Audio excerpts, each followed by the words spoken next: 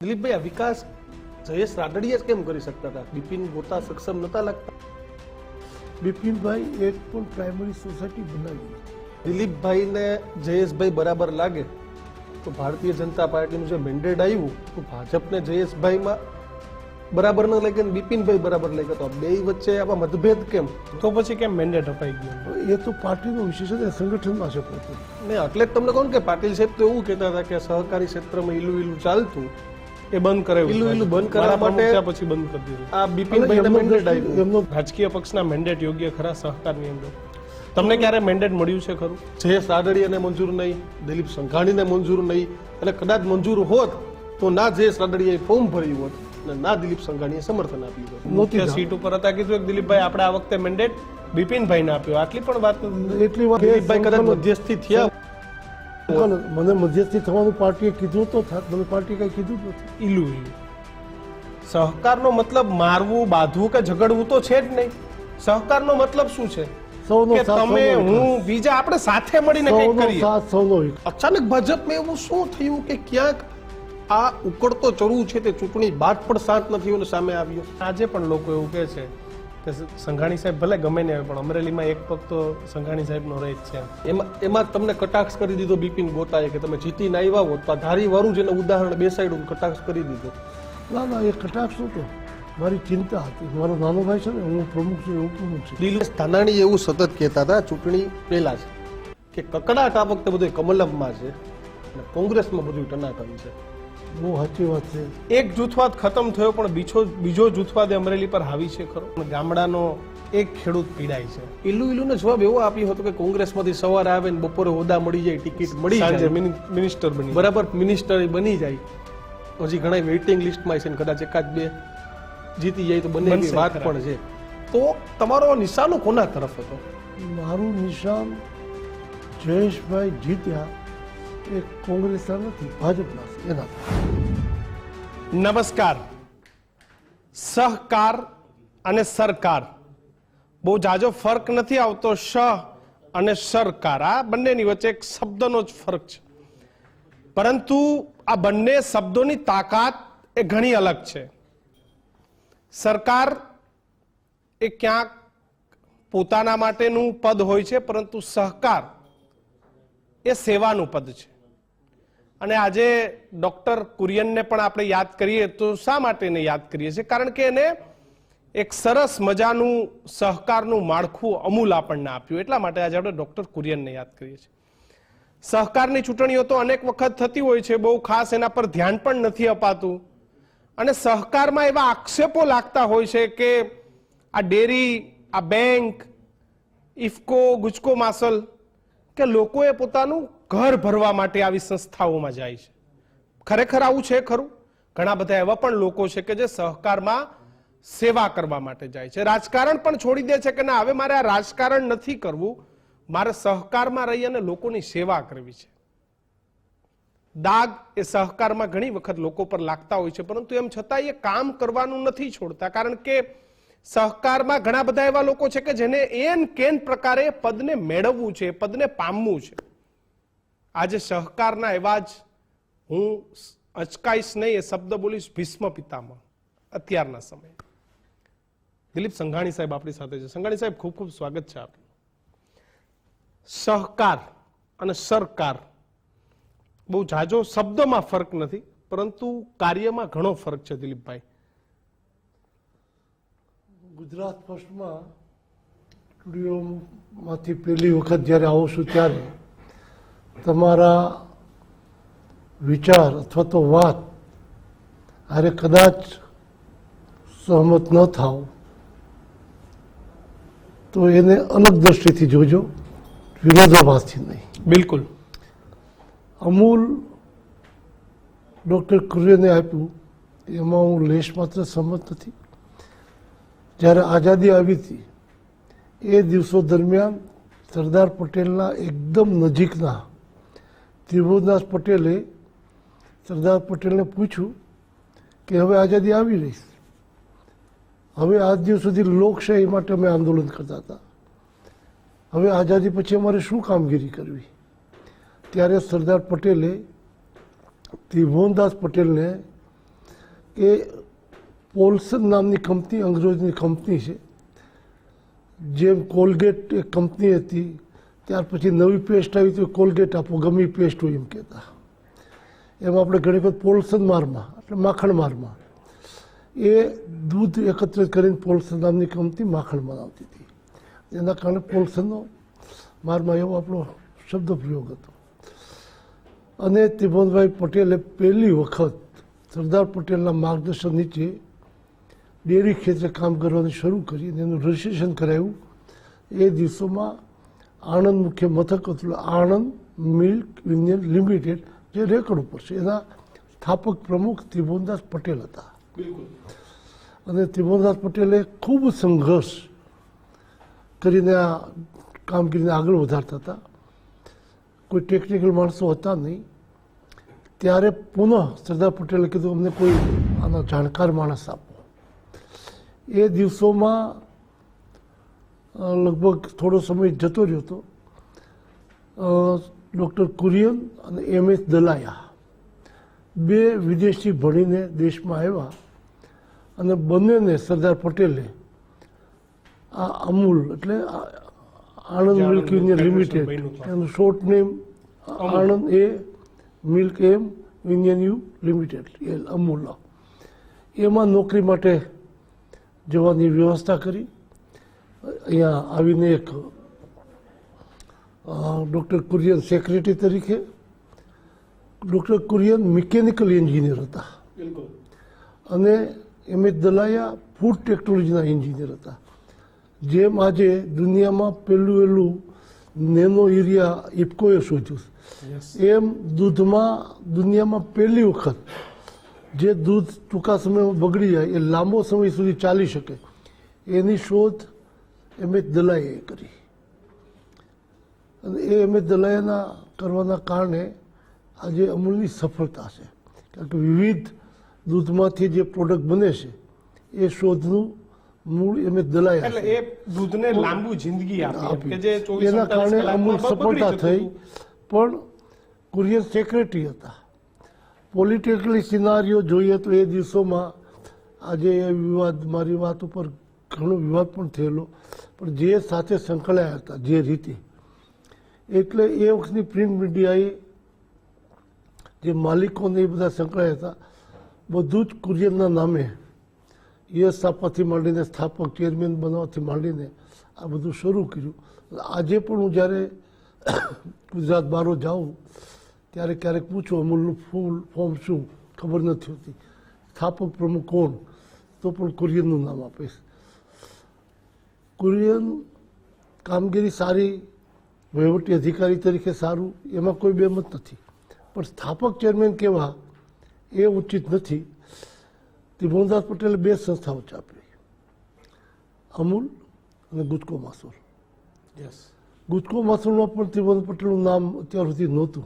અને હું જ્યારે જ્યાં જે જગ્યાએ રહ્યો છું ત્યાં મૂળ સ્થાપક અથવા તો મૂળ મહેનત કરીને સંસ્થાને આગળ લાવનાર હોય એના નામ સાથે જ જોડું છું. એટલે મેં ચેરમેન બેનો તરત મુલાકાતો લીધી. તો અહીંયા ગુજકો માસોલ બહુ મોટું યુનિટમાં હું જ્યારે ગયો તો ત્યાં પણ 50 વર્ષ પહેલાં લેબ ત્રિભુવનભાઈ પટેલે સ્થાપેલી. એ સમયનું વિઝન એમનું વિઝન કે લોકોને જે આપીએ શુદ્ધતા સાથે આપીએ. મેં લેટેસ્ટ બનાવવાનો નિર્ણય કર્યો. યુનિટનું નામ પણ ત્રિભુવન પટેલ આપવાનું નક્કી કર્યું. નવું બિલ્ડિંગ બનાવ્યું ત્યારે પણ એનું નામ ત્રિભુવન પટેલ ભવન બનાવ્યું. એ પરિવારને ઓળખતો નથી, મને ઓળખતા નથી, પણ મૂળ પાયામાં છે એને ભૂલવા ન જોઈએ. એટલા માટે હું આ વાત આપણે કુરિયનની કરી, કુરિયન પ્રત્યે આદર ધરાવું વહીવટી અધિકારી તરીકે. સ્થાપક તો ત્રિભુવન પટેલ, એની મહેનત. બીજો મુદ્દો, ભીષ્મ પિતામહને વંદન કરું, પણ એની જિંદગી કે એની જીવવા હું માગતો નથી. કારણ કે છેલ્લી એની દિશા બાણશિયા ઉપર હતી. હું તો જુધારુ તરીકે બાણશિયા પર સુવાવાનો વિચાર નથી. જજુમીને જે પરિસ્થિતિ આવે સ્વીકારી લો, પણ બાણશિયા ઉપર સૂઈને કોઈને કહેવું કે મારી આવી સ્થિતિ કેમ, જેમ યુદ્ધ સમાપન થયું, સૂર્યાસ્ત થયો પછી કૃષ્ણ ભગવાન ખબર કાઢવા જાય છે ત્યારે કૃષ્ણ ભગવાનને ભીષ્મપિતા પૂછે, કૃષ્ણ તું તો જાણેશ કે મેં મારી જિંદગીમાં કોઈ પાપ કર્યું નથી, કોઈ એવું કૃત્ય કર્યું નથી, તો મારી આવી દિશા કેમ? ત્યારે કૃષ્ણ ભગવાનને કહે છે કે જ્યારે દ્રૌપદીના ચીર હરણ ખેંચાતા હતા, તમે એવા શક્તિશાળી સશક્ત હતા, તમારા 2 શબ્દો પણ બોલ્યા હોત તો એ ચીર હરણ ન થાત.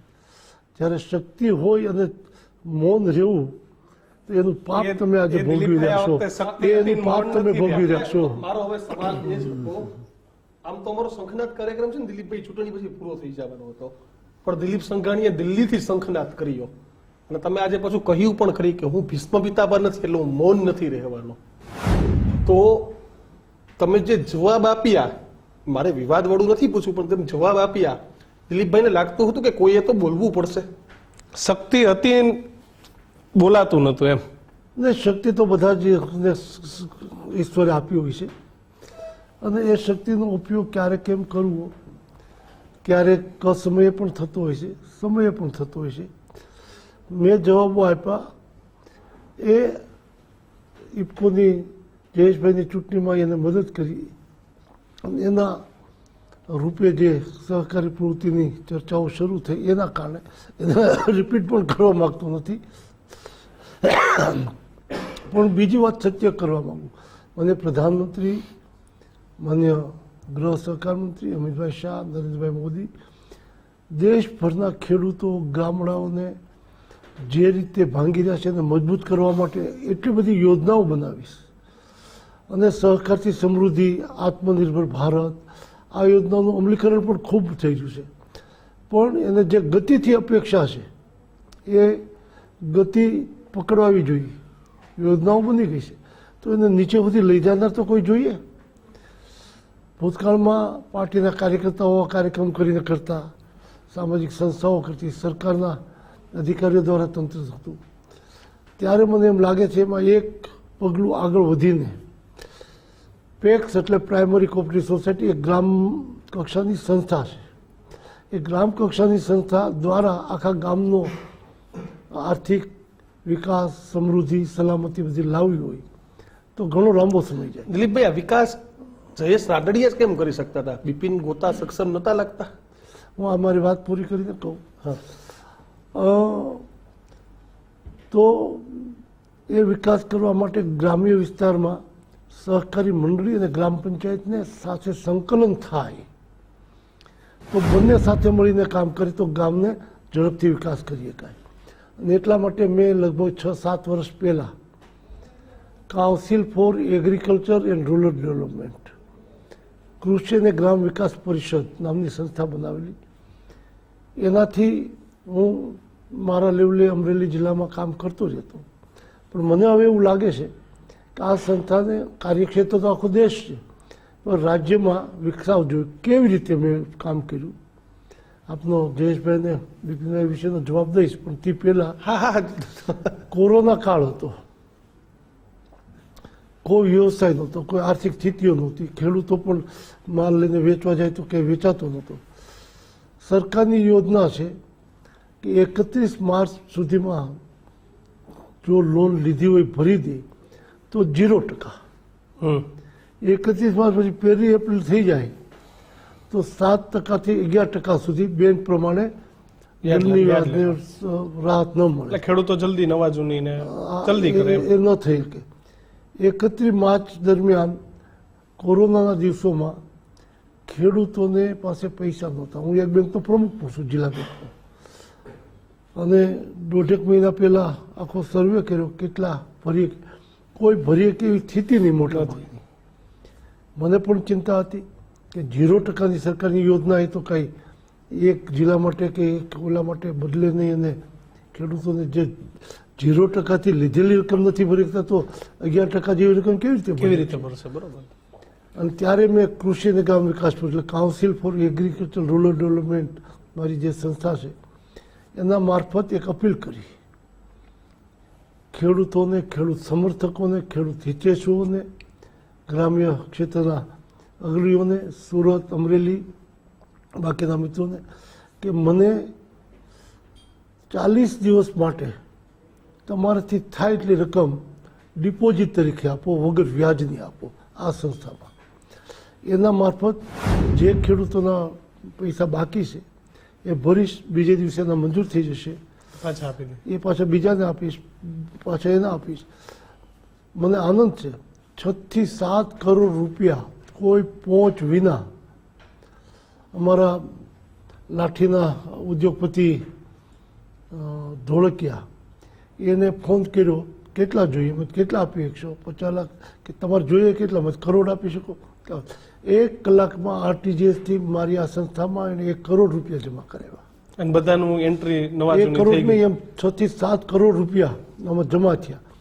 મેં મારી બેંકની બ્રાન્ચ વાઇઝ અધિકારીઓને જવાબદારી દઈ દીધી કે જેના બાકી છે એના તમે ખેડૂતોના નામે ભરો, બીજે દિવસે લોન મંજૂર થાય એટલે ઉપાડી એ પાછા થાય, એ આમાં કરે એ બીજાના. એટલે વ્યાજ કોઈનું ભરવું ના 7 કરોડ રૂપિયામાં આખા જિલ્લાના ખેડૂતોના પૈસા ટર્ન ઓવર કરીને મેં 40 દિવસ માંગ્યા હતા, એ લઈને મેં 35 દિવસે પાછા બધાને પરત એ જ રીતે જે રીતે લીધા હતા. અને ખેડૂતોનું વ્યાજ તો બચી ગયું બધું. આ જે કરી શક્યો સહકારી સંસ્થા ન કરી શકે, આ સંસ્થા કોઈ સરકાર ન કરી શકે. ન કરી તો આવી કોઈ સંસ્થા હોય જે સહકારી અને પંચાયતને સાથે જોડીને કામગીરી કરી શકે, તો મને લાગ્યું કે આ સંસ્થાને એક્ટિવ કરીને માન્ય મોદી સાહેબનું સપનું છે, માન્ય અમિતભાઈનું સપનું છે, જે અહીંયા રાજ્ય સરકારમાં ભૂપેન્દ્રભાઈ કામ કર્યા, આવી બધી યોજનાઓ તો બને, પણ આફત વેળાએ અથવા તો આફત ન હોય સરળતાથી પણ આ સંસ્થાનું માધ્યમ બનાવીને નીચે સુધી કામગીરી થાય.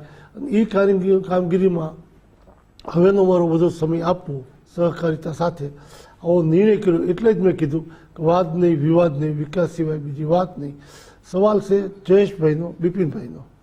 બિપિનભાઈ મારી સાથે ઉપપ્રમુખ છે, એની કામગીરીથી પણ સારી રીતે જાણું છું. જયેશભાઈ પ્રાઇમરી સોસાયટીથી માંડીને બેંક અને અનેકવિધ સંસ્થાઓ બીજી ગુજકોમાં, ઇફકોમાં બધે કામ કરતા હતા, એની કામગીરી મેં જોઈ છે. બિપિનભાઈ એક પણ પ્રાઇમરી સોસાયટી બનાવી નથી. બીજાની સોસાયટીમાં મેમ્બર થઈને જીએસસી બેંકમાંથી ગુજકો મસૂલમાં જીએસસી બેંક વતી આવ્યા છે. તો એને આ કામગીરી કરતાં હજી શીખતા વાર લાગે. એટલે બંને પોતપોતાની ક્ષેત્રમાં સક્ષમ છે, પરંતુ અનુભવી જયેશભાઈ છે. અને ત્યારે ઇફકોના ચેરમેન તરીકે મારા સાથીદાર તરીકે લાવવા હોય તો ચોક્કસ મેં જયેશભાઈને પસંદ કર્યા. ગુજકો મસૂલમાં મારા સાથીદાર તરીકે બરાબર છે બિપિનભાઈ, જે કામ કરશે.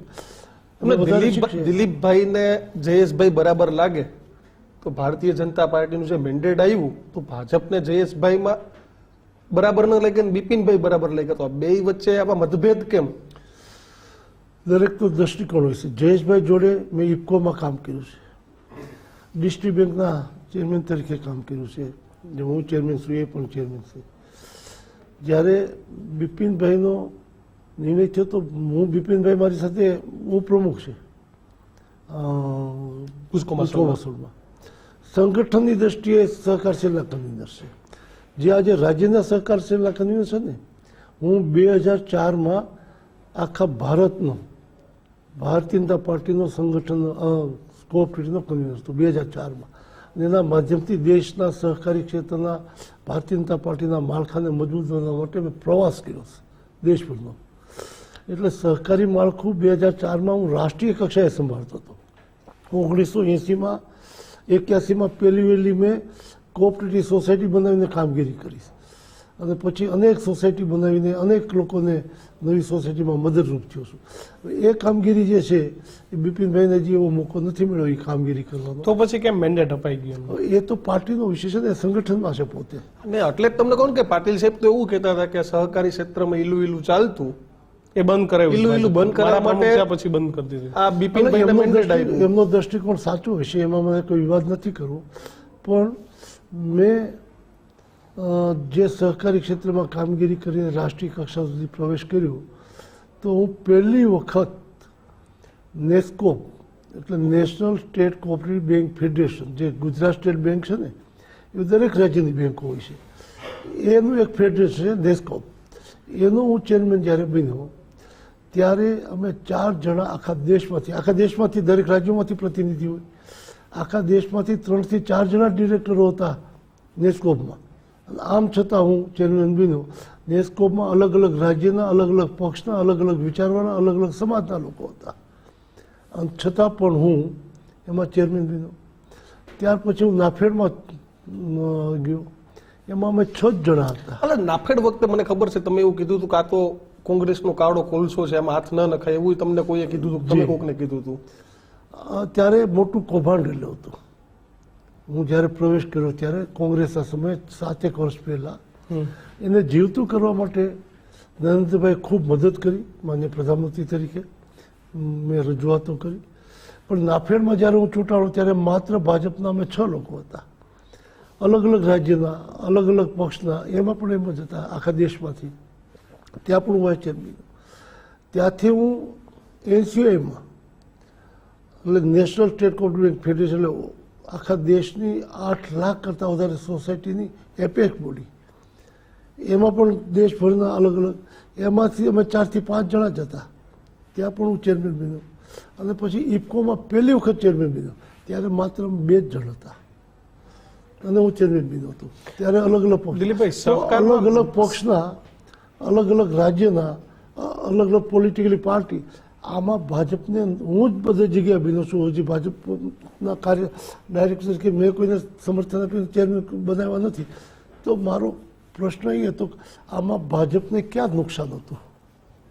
જ્યારે આટલી સંસ્થાઓ ગણાવું છું, ભાજપની બહુ નથી, અલગ અલગ પક્ષના હતા, અને છતાં પણ હું ચેરમેન, આમાં ભાજપને ક્યાં નુકસાન? એટલે આ સવાલની ગેરસમજણો ઊભી થઈ, એના કારણે વિવાદો ઊભા સાહેબ, થયા. મેન્ડેટ યોગ્ય ખરા? રાજકીય પક્ષના મેન્ડેટ યોગ્ય ખરા સહકારની અંદર? તમને ક્યારે મેન્ડેટ મળ્યું છે ખરું? નહીં, એ સમયમાં નહોતું, હવે શરૂ થયું. પણ એમને આપને ક્યારે નથી mandate મળ્યું. મળ્યું છે? એમને એ સમયમાં નહોતું, માફ કરશો તમને રોકીશ, આજે શરૂ થયું. આજે શરૂ થયું તો શંખનાદ તો સૌરાષ્ટ્રથી થયો. જયેશ રાદડિયાને મંજૂર નહીં, દિલીપ સંઘાણીને મંજૂર નહીં, અને કદાચ મંજૂર હોત તો ના જયેશ રાદડિયાએ ફોર્મ ભર્યું હોત અને ના દિલીપ સંઘાણીએ સમર્થન આપ્યું હોત. ના, મને 100% પાર્ટી નિર્ણય લઈને મંજૂર રાખો. જે જયેશ રાદડિયાએ ફોર્મ ભર્યું એ પણ જાણવું જોઈએ. 24 એપ્રિલે ઇફકોનું બોર્ડ હતું, જે છેલ્લું બોર્ડ હતું. એ બોર્ડમાં 24 તારીખથી 30 તારીખ સુધી ઇફકોની ચૂંટણીના ફોર્મ ભરવાના હતા. હવે એ ફોર્મ જે ભરવાના હતા ત્યારે બોર્ડ પૂરું થયું, બધાએ કીધું કે આપણે 30 તારીખ સુધી ફોર્મ ભરવાના, આજે જતા રહીને પાછું આવવું, એ કરતાં આજે બધા ફોર્મ ભરી દઈએ. હવે જ્યારે ફોર્મ ભરવાની વાત થઈ ત્યારે અમને કોઈ માહિતી નહોતી જાણકારી નહોતી, જયેશભાઈને જાણકારી નહોતી, મને. ત્યારે કદાચ પાર્ટીએ નિર્ણય લઈ લીધો છે અને બિપિનભાઈને તમને લડાવવાના તો છે. જાણ કરી હશે ને? તમે ના, તો મને પણ ઇફકોના નહોતી મુખ્ય સીટ ઉપર હતા, કીધું કે દિલીપભાઈ આપણે આ વખતે મેન્ડેટ બિપિનભાઈને આપ્યો. આટલી પણ વાત નથી. એટલી વાત નથી થઈ. ઉમેદવાર બિપિનભાઈ કરવાના છે, બિપિનભાઈએ પણ વાત નથી કરી, નથી પાર્ટીમાંથી કોઈએ કરી. એટલે અમે ફોર્મ ભરી દીધા. ફોર્મ ભરતા પહેલા કદાચ મને જાણ કરી હોત. એટલે ફોર્મ ભરી દીધા પછી જાણ કરે જ નહીં ખેંચવાનું એવું હોય? એ પછી તો એનો વિષય આવે. પછી 3 દિવસ પછી જ્યારે અહીંયા જાણકારી થઈ, આવ્યા ત્યારે મીડિયા મારફત કે જયેશભાઈ બળવો કર્યો. બળવો કોને કહેવાય? કે એને ના પડી હોય તો નહીં ભરતા અને ભરે તો. ફોર્મ ભર્યું ત્યારે તો એને જાણકારી નહોતી, મને નહોતી. પછી આવ્યા પછી તો સ્વતંત્ર જયેશભાઈ અને બિપિનભાઈ નિર્ણય કરવાનો હતો. પણ એમાં પણ હું એવું માનું છું પણ એમાં કે દિલીપભાઈ કદાચ મધ્યસ્થી થયા હોત. મને મધ્યસ્થી થવાનું પાર્ટીએ કીધું તો થાત. મને પાર્ટી કાંઈ કીધું જ નથી. મને પાર્ટી તરફથી, કોઈ તરફથી, સંગઠનના અધ્યક્ષ કે સંગઠનના મહામંત્રી તરફથી તમારે બિપિનભાઈને મદદ કરવાની છે, પાર્ટીનો નિર્ણય છે, એવું મને ક્યારેક ચૂંટણી પૂરી થઈ તમને કહેવાય. મેન્ડેટ આવે તો સમજી નહીં જવાનું. મેન્ડેટ તો મેન્ડેટ પાર્ટી અધ્યક્ષ જ આપેલો હતો ને. મારો મત વિભાગ જુદો હતો એટલે મને મેન્ડેટ પણ નથી મળ્યો. કારણ કે હું જે અલગ અલગ વિભાગ, તમે ટીવીના માધ્યમથી જોયું હતું કે ભારતીય જનતા પાર્ટીએ બિપિન ગોતાને મેન્ડેટ આપ્યો છે. ટીવીના માધ્યમથી જોયું એનો કે ટીવીનું માધ્યમ તો દરેકે માન્ય રહેતું નથી ને. ક્યારેક ક્યારેક કેટલા સમાચારો કેવા ટ્વીટ થતા હોય છે હું જોતો, એનો અનુભવ. દુઃખ થાય દિલીપભાઈ આ બધું જોઈને? ચોક્કસ દુઃખ થાય કે પાર્ટીમાં આવું આંતરિક વિખવાદ થાય એનું દુઃખ થાય અને એવો વિવાદ ન થાય. એટલે નાફેડમાં જે અજયભાઈએ થોડા દિવસ પહેલાં બધાને બેસાડીને એક પ્રયાસ પણ કર્યો કે આપણે સંકલન કરીને નામ નક્કી કરીએ.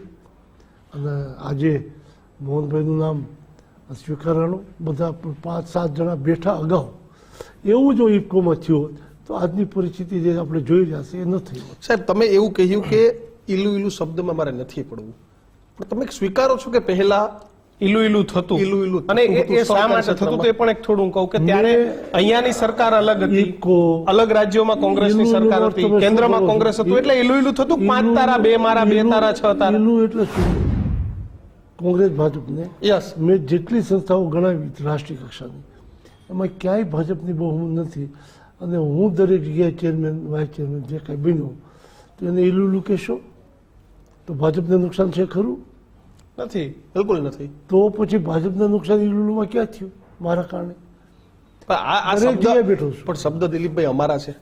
ના આ તમારા શબ્દ અમારા તો નથી. તમારા નથી, મારા પહેલી વાર અમરેલી હાઈબડા, તમારાય બીજી વાર નથી. હમણાં આ ઇફકોની ચૂંટણીના પરિણામને દી હાઈબડા. તમારાય નથી, મારાય નથી. હા સંજોગે વિવાદ હશે કોઈ એવો કાળ તે સંજોગે દિલીપભાઈ શબ્દો બહુ એકદમ નિખાલસથી ચર્ચા કરીએ. ઈલું સહકારનો મતલબ મારવું, બાંધવું કે ઝઘડવું તો છે જ નહીં.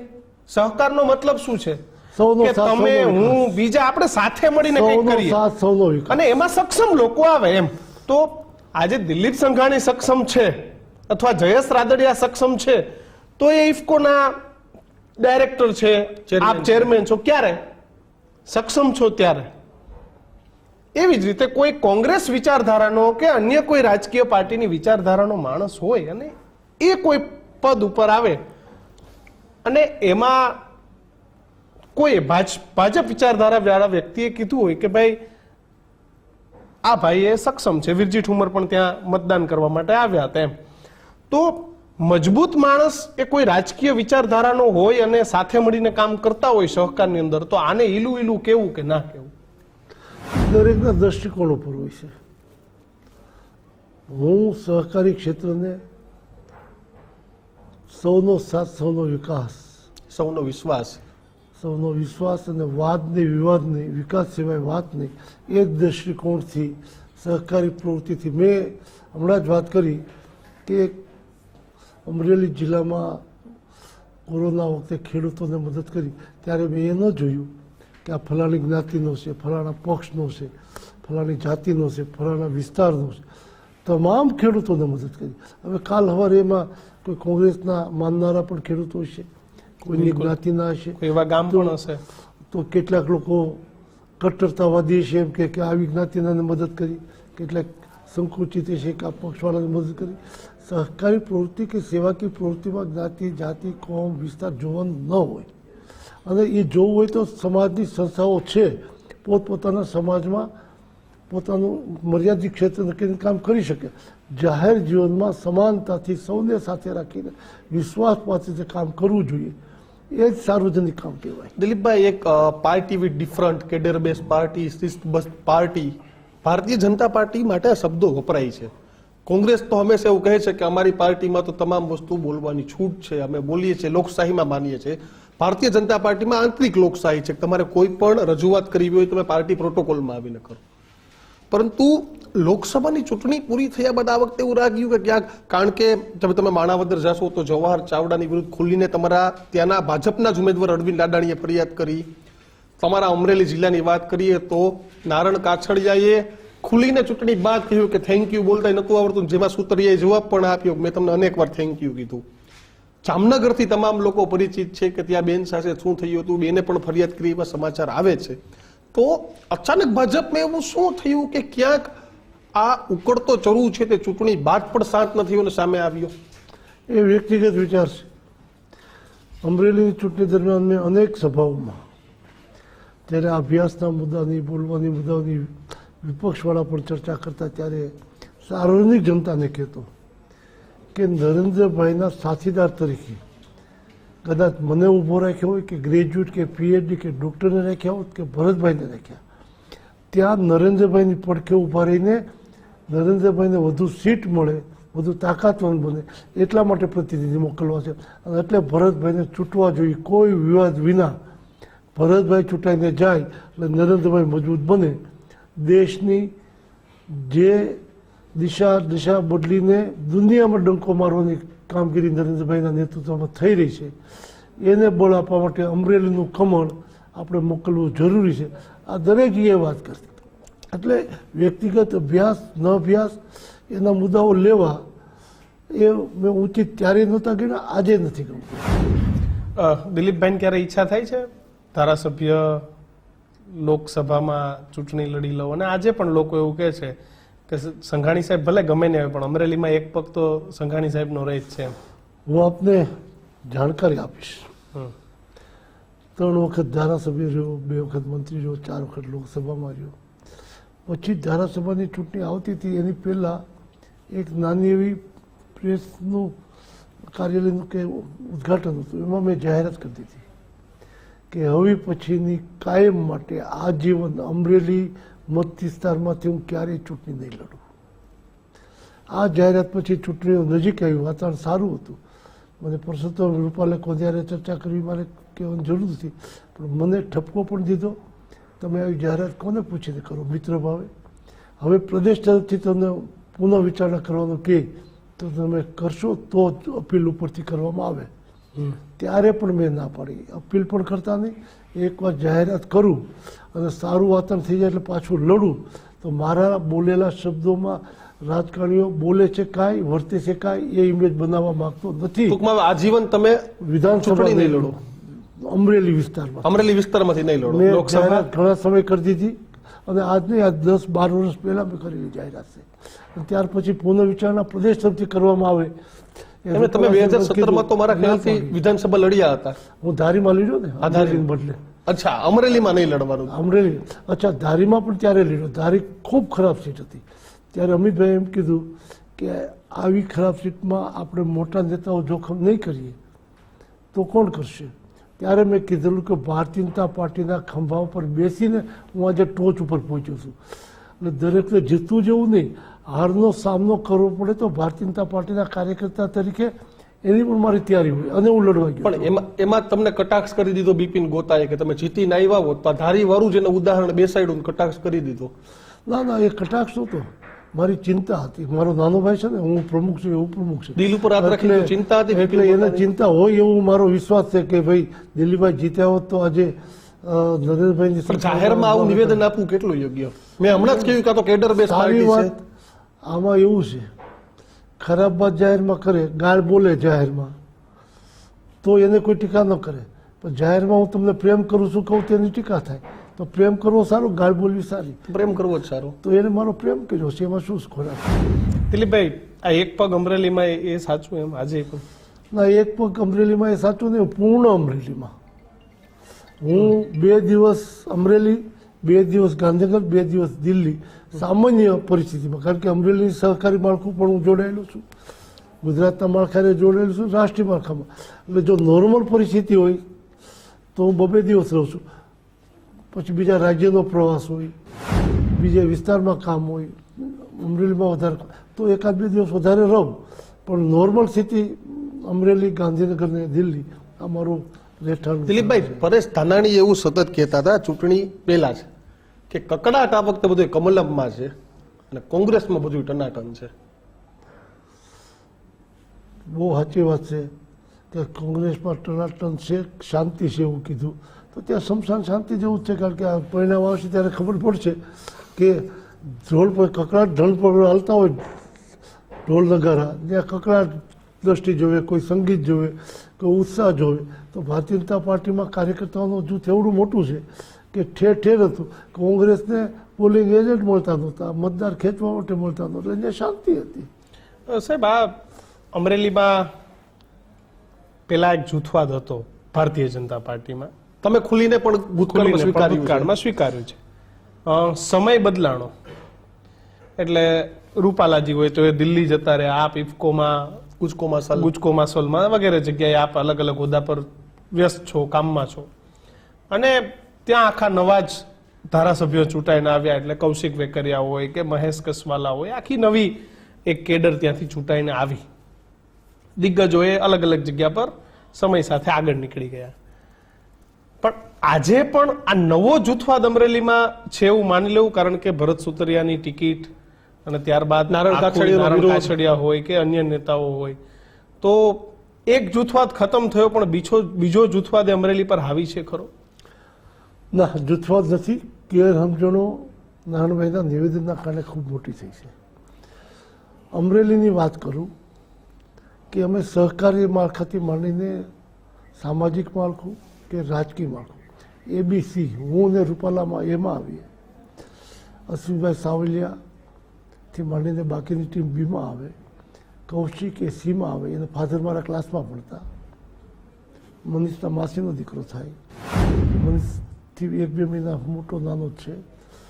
એટલે અમે દરેક કેડરમાં આજે બેંક, ડેરી, સામાજિક સંસ્થાઓમાં અમે દરેક કારોબારીથી માંડીને ABC દરેકમાં જોશો.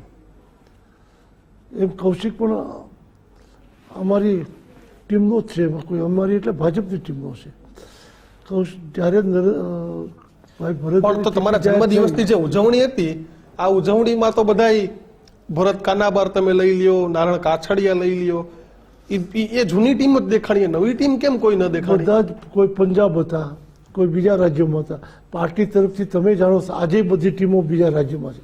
આ બધાએ જ હું દિલ્હી હતો ત્યારે જ મને ફોન કર્યો અને મારી ઉજવણી હતી એ આજની નક્કી નહોતી, 1 વર્ષ પહેલાં નક્કી થયેલી હતી. 70મો જન્મદિવસ લીલિયામાં ઉજવાનો ત્યારે ભાવેશભાઈ રાદડિયાએ કાર્યક્રમનું જે આયોજન કર્યું હતું એણે જાહેરાત કરી હતી. આખું વર્ષ દર 12 તારીખે સામાજિક ઉત્સવો ઉજવીશ.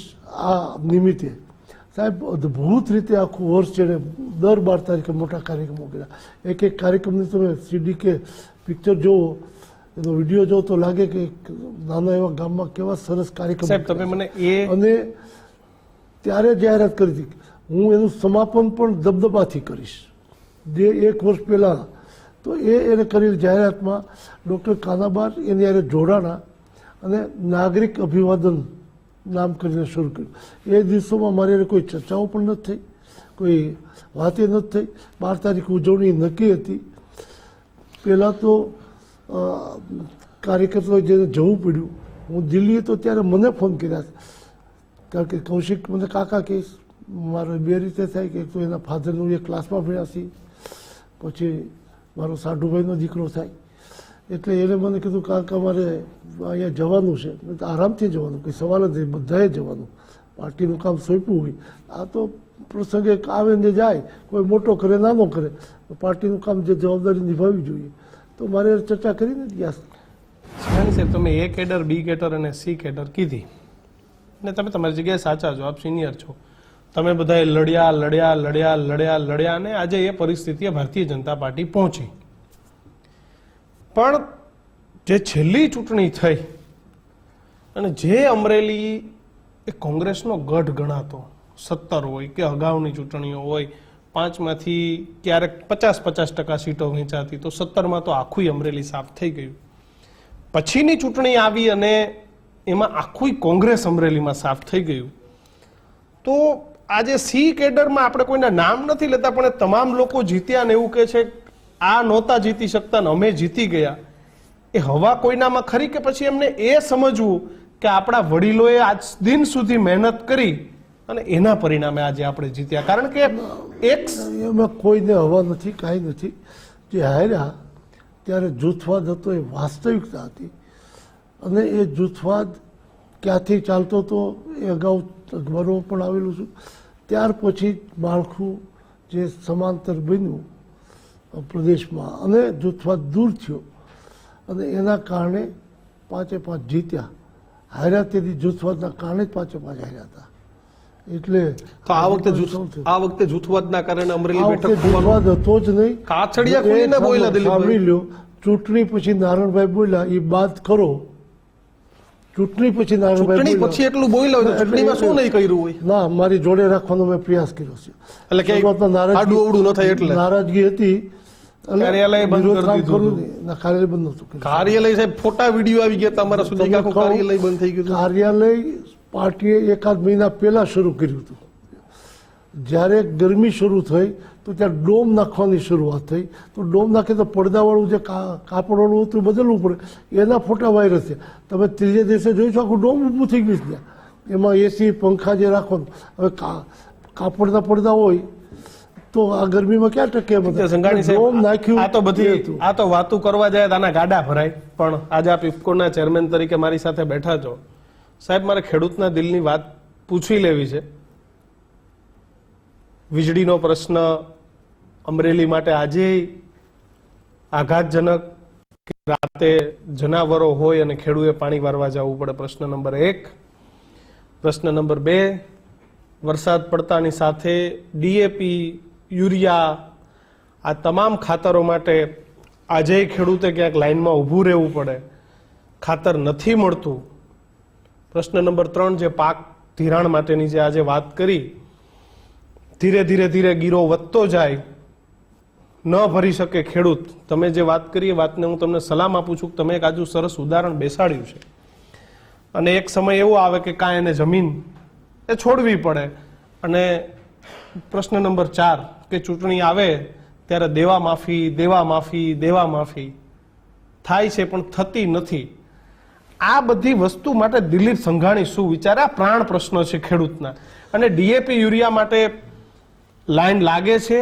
અને આ જ સ્ટુડિયોમાંથી હું સમાચાર, જેવો વરસાદ પડશે ને તેથી હું જ બોલતો હોઈશ કે ભાઈ પોરબંદરમાં ડીએપી નથી મળતું, અમરેલીમાં કાળા બજારીમાં ડીએપી, બનાસકાંઠામાં નથી મળતું, બનાસકાંઠામાં લાઈનો. સાહેબ, આનો શું તોડ છે આપણી પાસે?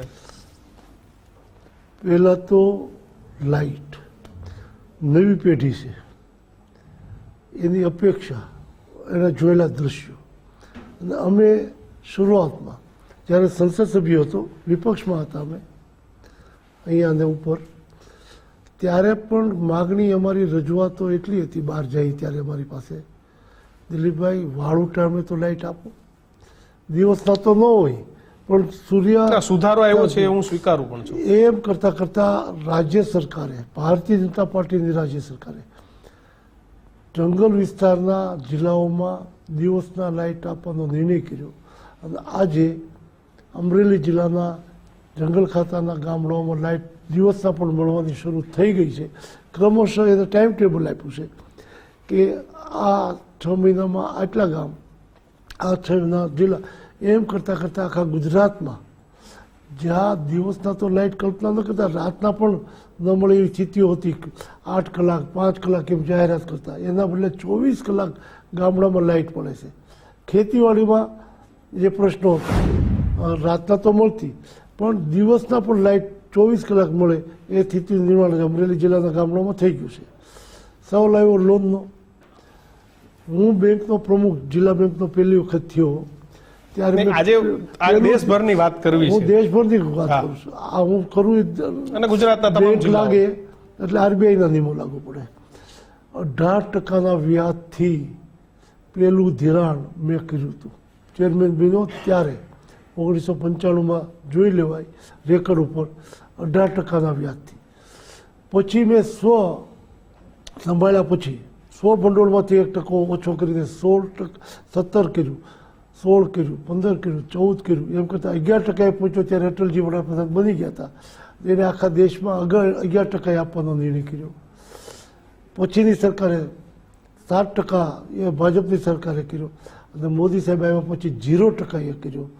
આજે 0% એ ખેડૂતોને દુનિયામાં કોઈ એવી સંસ્થા નથી, સબસિડી ગમે એટલી આપતી છે, સહાય ગમે એટલી, પણ 0%થી ધિરાણ આપતા હોય તો આ ખેડૂતોમાં જ આપીશ.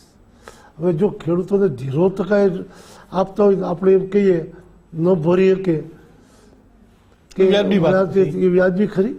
અને એટલે જ દેવા માફીની વાતો થાય છે. દેવા માફીની વાત ક્યારેય કરી નથી. વિપક્ષ આવીને દર વખતે કહે છે કે દેવા માફ કરી દઈશું, દેવું માફ કરી દઈશું. વ્યાજબી દેવું માફ કરવું તો ફરીવાર લઈને નહીં ભરવાની વૃત્તિ મજબૂત થાય. તમે માફ કરી દો એટલે એને એમ થાય કે માફ થઈ જશે. આજે 0 આપે છે એથી વિશે શું આપી શકે? બિલકુલ. એટલે હું 0 આપે છે તો સમર્થક છું. એના માટે નરેન્દ્રભાઈ મોદીને અને વિજયભાઈને પણ હું અભિનંદન આપીશ, વિજયભાઈ રૂપાણીને. કારણ કે જ્યારે 7% હતું ત્યારે 3% રાજ્ય સરકારના હતા, 2% રાજ્ય સરકારના, 3% એટલે 2% ભરવા પડતા હતા. અને ત્યારે મેં વિજયભાઈને ફોન કર્યો કે વિજયભાઈ હવે ચૂંટણીઓમાં અમારે ફિલ્ડમાં જવાનું હોય છે, 2% માટે જાજુ બજેટ નથી, તમે આમાં મદદ કરો. એને કીધું નીતિનભાઈને વાત કરવી, નાણામંત્રી છે. મેં નીતિનભાઈને વાત કરી અને કેટલો હિસાબ થાય બધું કર્યું. પછી કહું મેં ના આમાં કહેવાનો સવાલ નથી, તમારે આ પાડવાની જોઈએ, ખેડૂતોનો સવાલ છે. તો એને કીધું સારું. પછી વિજયભાઈએ કીધું મારે નીતિનભાઈને વાત થઈ ગઈ છે, એનું સંકલન થયું અને 0% જે 2% લેવાતું હતું એનું 0% એટલે રાજ્ય સરકારે 2% વધારી દીધા. કેન્દ્ર સરકાર તો આપતી જ હતી. અને નરેન્દ્રભાઈ બીજા અઠવાડિયે આવવાના હતા ત્યારે 0% ગુજરાત આપવાની જાહેરાત થઈ. ત્યારે નરેન્દ્રભાઈ તો યાદ કરીએ કે એને જ્યાંથી કેન્દ્રમાંથી મદદ કરી જ છે. વિજયભાઈ અને નીતિનભાઈની જોડી કયો, રાજ્ય સરકારે પણ મદદ કરી મુખ્યમંત્રી ત્યારે 0% કર્યું, તો એને પણ મારે યાદ કરવા જોઈએ, એ ઉચિત ગણાય મને લાગે છે. ડીએપી યુરિયા ડીએપી યુરિયા 50% જેટલું વિદેશથી મગાવીએ, એનું ઊંડિયા મળશે. સરકાર એક થેલીએ 2000 જેટલી સબસિડી આપે ત્યારે 270 રૂપિયાની થેલી આપણે આપીએ છીએ. અને જમીનને નુકસાન કરે છે, આપણી હેલ્થને નુકસાન કરે છે. આ બધા અમે ઇફકોએ નેનો એરિયાની શોધ કરી. ખેડૂતો બહુ નથી નેનો એરિયાને આવકારતા. ન આવકારે તો આજને કાલે 100% આવકારવું પડશે, સ્થિતિ એવી આવશે. એટલા માટે કે તમારી જમીન ખરાબ બંજર થઈ, પંજાબમાં જોવા જાઓ તો સરકારે પ્રયાસો કર્યા છે. સરકારે એને બધે પ્રોત્સાહન આપવાનું શરૂ કર્યું.